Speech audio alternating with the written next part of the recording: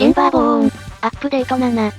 無限動力の拡張が終わり大きな動力の確保に成功した我らがビーバー。動力に余裕ができたので巨大食品工場の建設も開始。食料なんとは無縁のビーバーの楽園を作るぞー。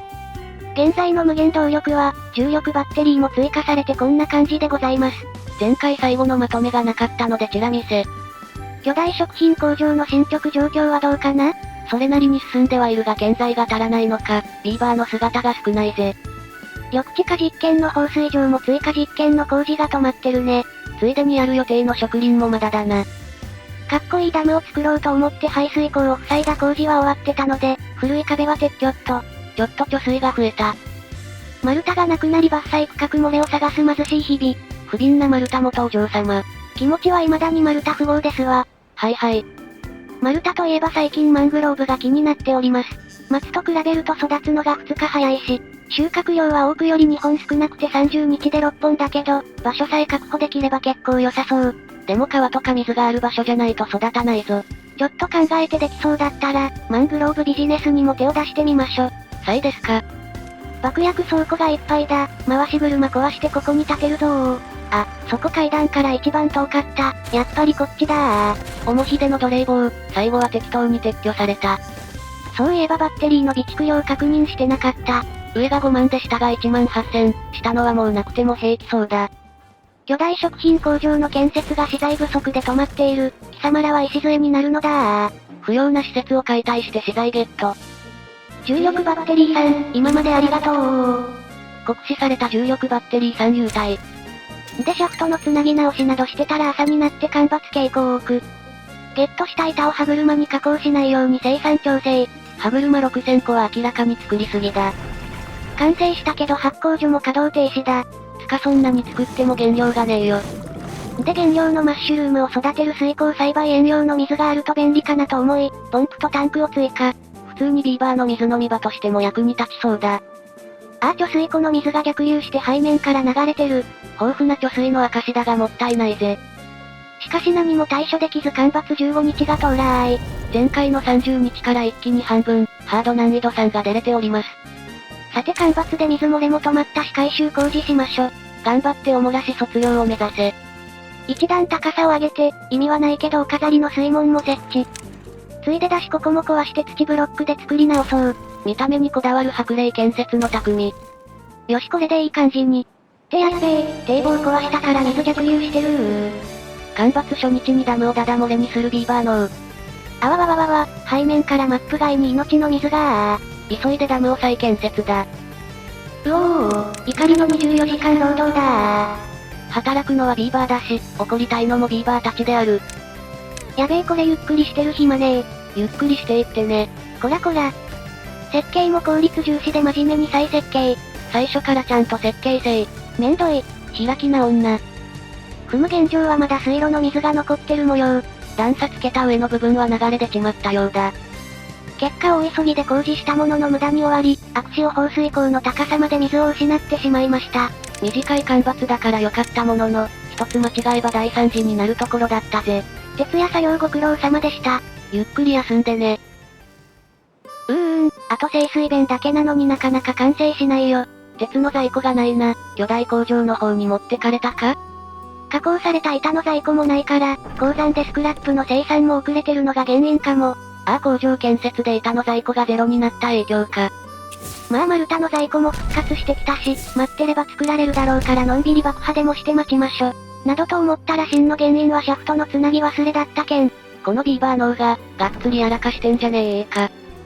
食品工場建設に使おうとエンジン撤去した時にやらかしておったか。約8日間も稼働してなかったことに気づかない、かなり悲しいビーバー脳であった。トリマ加工板を急いで作らせるとしますか。鉱山が動かんと鉄が作れん。工場は作雪が完成してたけど原料の菜種が足りぬ。はい稼働停止でーす。ここもシャフト繋がっておらんかった。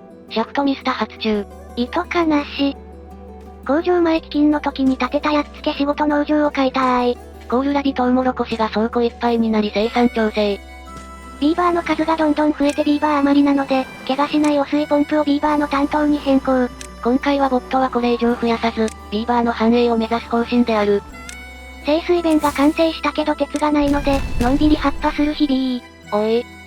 結局待ちきれなくて木材加工場3軒増地行く。前のサイクルでゼロになった板も今は4000ある。一気に大量生産だ。作行きは巨大工場に移設したから撤去じゃあ。初期の面影がだいぶなくなってきたぜ。シャフトもごっちゃりしてるから撤去。グリスもそろそろ巨大工場に移設終わったかな？そもそも菜種油が足りねえ。生産できてなくても今と変わらん。そして数日前に直したばかりのシャフトもうっかり撤去。学習しないビーバー脳がまた動力を切断するのであった。さて貯水湖の水源工事でもして、資材の生産を待ちますか？いやお前シャフト。ふわぁ？今度は1日で気づけたね。やったね。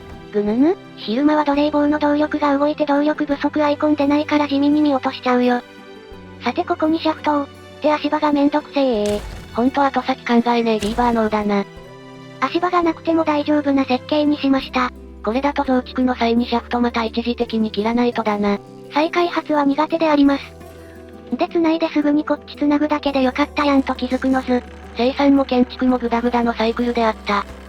そしてガタガタだった管路をきれいに敷き直してたら干ばつ15日が終了。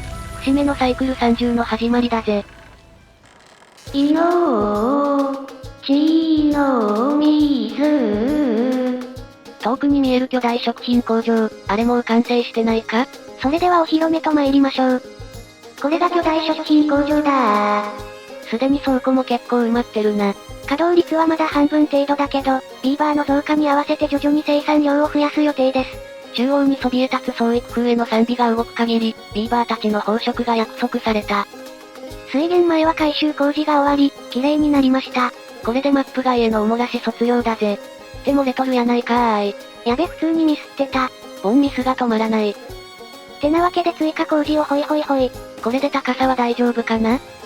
お前ら、ひっまそうやなー。巨大工場建設も終わってすっかり暇を持て余しておる。生産過剰なので豪邸近くの食品工場は今日で閉鎖です。暇ビーバーがさらに街に溢れた。ちょうど飢饉の時に作ったトウモロコシ農場が枯れてたので、ここに運搬員の拠点と建設作業員の小屋建てましょ。無職対策のいつものセット。さあ次の公共事業はこれだー。水源工事により水位が上がり、ここを塞ぐ必要性が出てきました。自称かっこいいダムの予定地に脱水囲いを工事。脱水言うならもう四角にしちゃうよ。しれっと奥側に追加工事依頼してる。ついでに貯水量増やそうかと、あと上に管路も敷くことにしました。工事終わったら誰も使わなそう。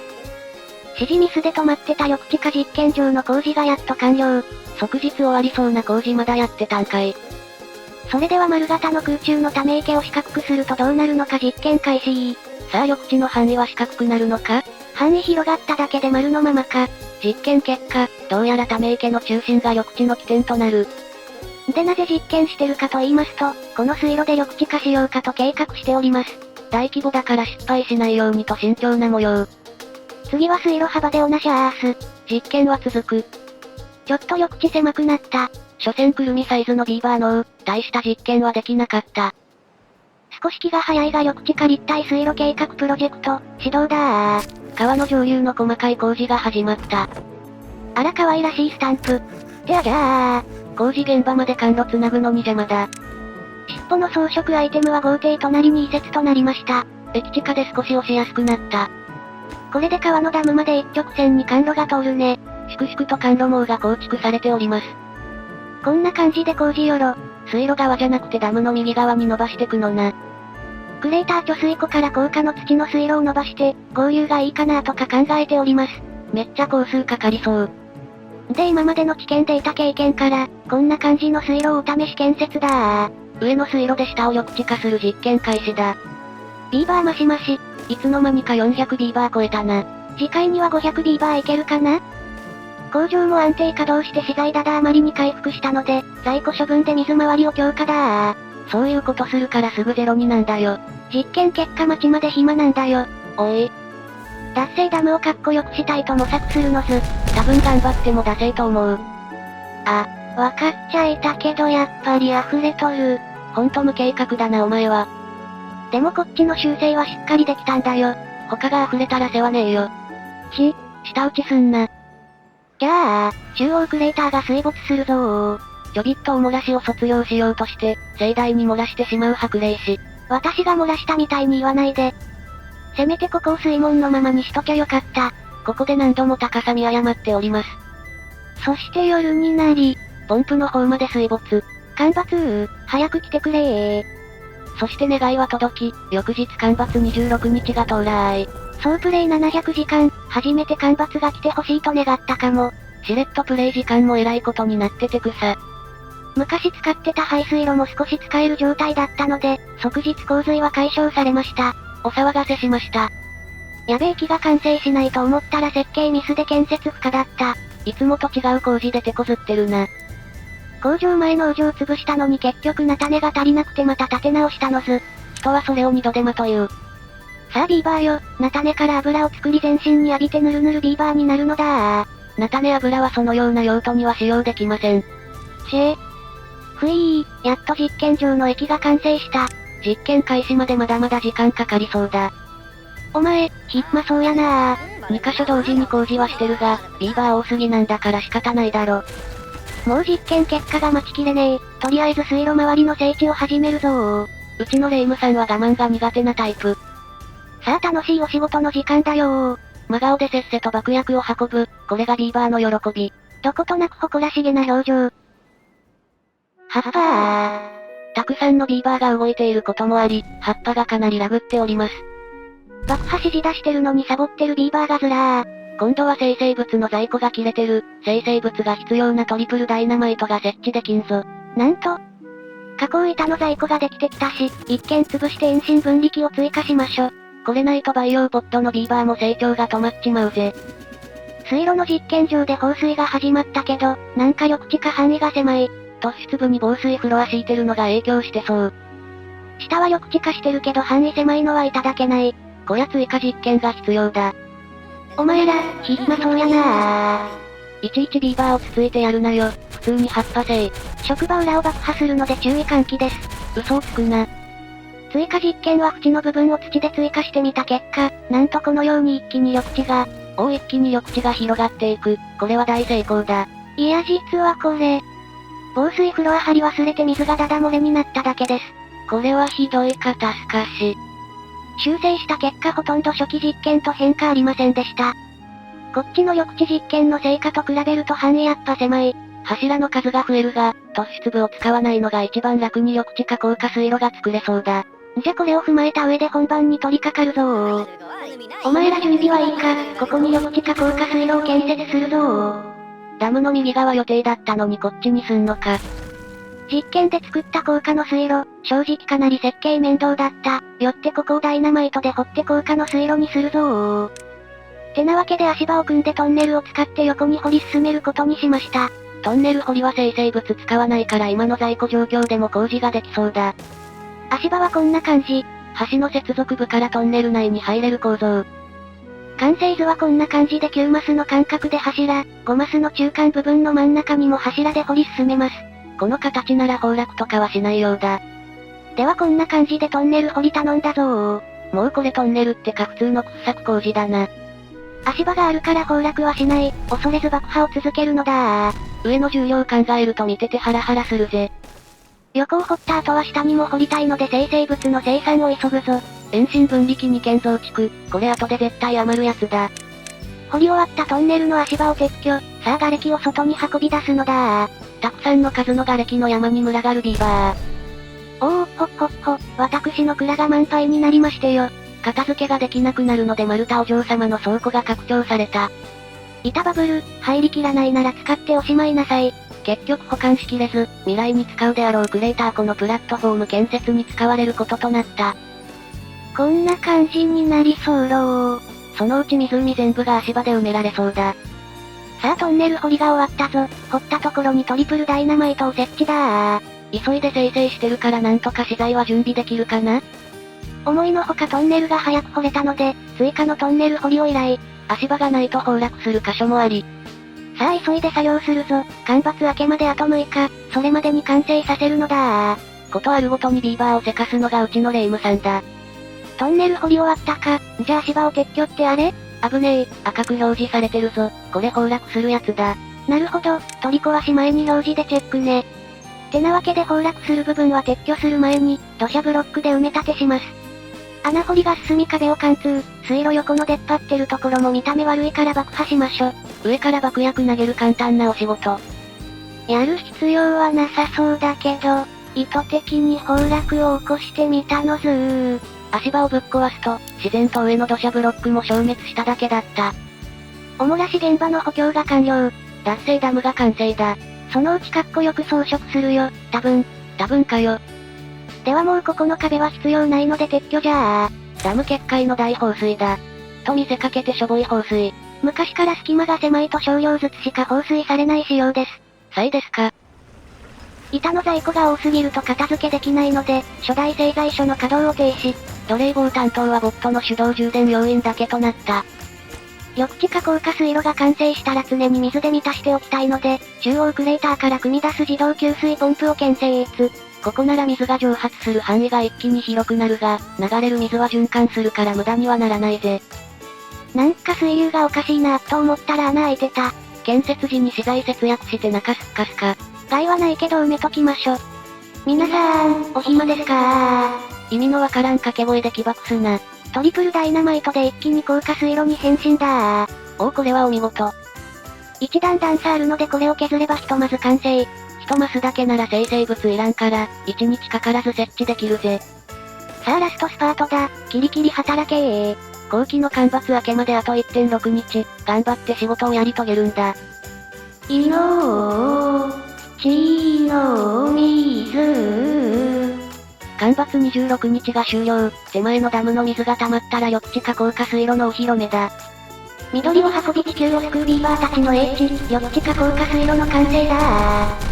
工期は10日ちょっとってところか、この期間でこれだけ緑地化できるならコスト的にも悪くないな。水が流れるのが楽しみ。脱水ダムも干ばつが明けたことで、少しずつ貯水されております。次は漏れないといいんだがどうなることやら。やっつけ仕事水路循環システムの要、自動給水ポンプは今から設置。そういや緑地化に使うならここ常に水で満たさないとだ。高い水位は必要ないので一番下に静水弁を設置し調整。しかしこの水路下流は一段高くしてるので、これだと高さが間違ってる。なんと。さあ夜勤のボットよ給水ポンプを完成させ。ってだー、もう水路に水流れてる。水路に水が流れて緑地化する様子が見たかったのに。こんな感じになりました。緑地化の瞬間を撮影できずちょいお怒りのレイムさん。一応緑地化は成功したから満足。よかったな。自動給水ポンプは無事稼働。でもこれじゃクレーター貯水庫に全部流れちまわないか？ご安心ください。バンジー水門で水路の水深が調整できます。操作が面倒でずっと使ってなかった水門じゃねえか。やっと活用用途ができた。でここの静水弁を調整して、無駄にポンプが動かなくなるシステム。まあそこ高さが間違ってるけどな。後で直しまっしゅ。じゃ緑地下降下水路も無事稼働できたので今回はここまで。チャンネル登録おなしゃーす。次回脱水ダムはかっこよくなるのか？気になる方はチャンネル登録がおすすめなんだぜ。ではまたお会いできることを願って。じゃ、またねー。